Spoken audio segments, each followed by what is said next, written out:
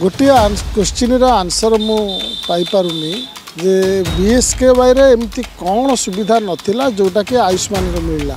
आमे देखुचु बीएसकेवाई रो सबु एज रो महिला मानकु 10 लाख टंका पर्यंत मागणा स्वास्थ्य सुविधा थिला। एथिरे तो 70 वर्ष पर्यंत महिला मानक पे 10 लाख सुविधा नहीं, ते 5 लाख सुविधा।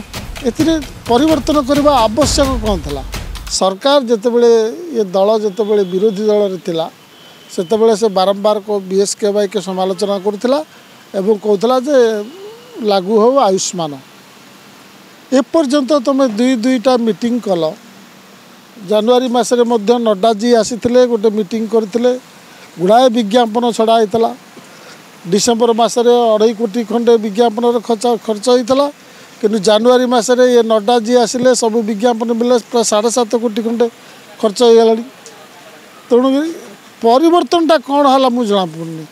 गोटे स्कीम तुम आनिल कौ मानक मिल कौ मानक मिलनी सरकार से घोषणा कले कि बीएसकेवाई से गोटे क्राइटेरिया रखी यही मानक मिल यही मानक मिलनी। सुभद्रा रे गोटे क्राइटेरिया रखी यही मानक मिल यही मानक मिलनी। एपर्यंत सरकार कहले कि आयुष्मान योजना क्या दिज्व क्या दिज्वनी। तमें जदि कहल बीएसकेवाई बंद कर आम आयुष्मान लागू करूँ, संपूर्ण बंद करदेलनी बीएसकेवाई। ताकू ना चेंज कर गोपबंधु करी कहीं रखीच ताने तुम आयुष्मान योजना सबू लोक कवर करूनी। से नवीन बाबू योजना को पुणी आनी रखीच। जेपी नड्डा ट्वीट करी कहते 40% लोक एतर कवर हे, किंतु एमान कहते 3,57,00,000 लोक एतर बेनिफिट पाइबे। 3,51,00,000 ओडिशार लोक संख्यार 40% कौन 3,51,00,000।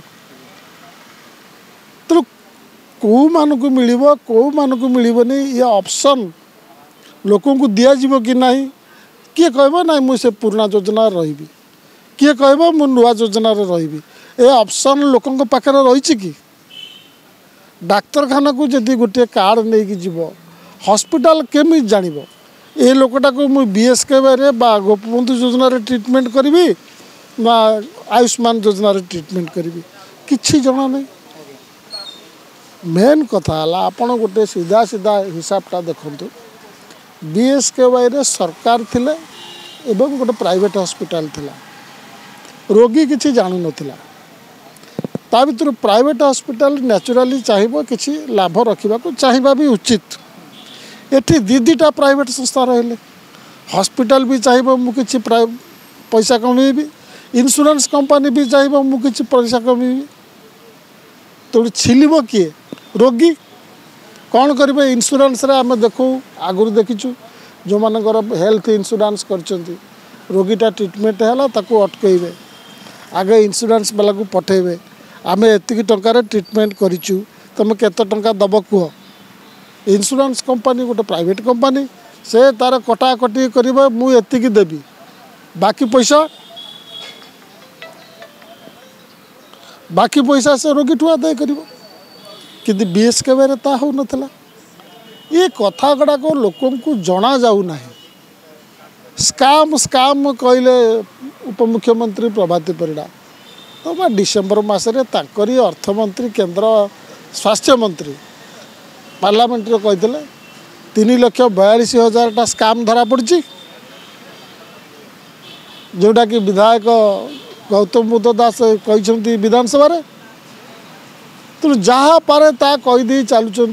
असल रे मु बुझुची ये सरकार इंटरेस्ट नहीं आयुष्मान रे, केवल मोदी रागिबे बोली एठी चलाउछंती। इंश्योरेंस रे हेल्थ यहाँ कौटे सक्सेसफुल है ना आज पर्यंत। अमेरिका रे चेष्टा करा जाइतला सक्सेसफुल है नथला।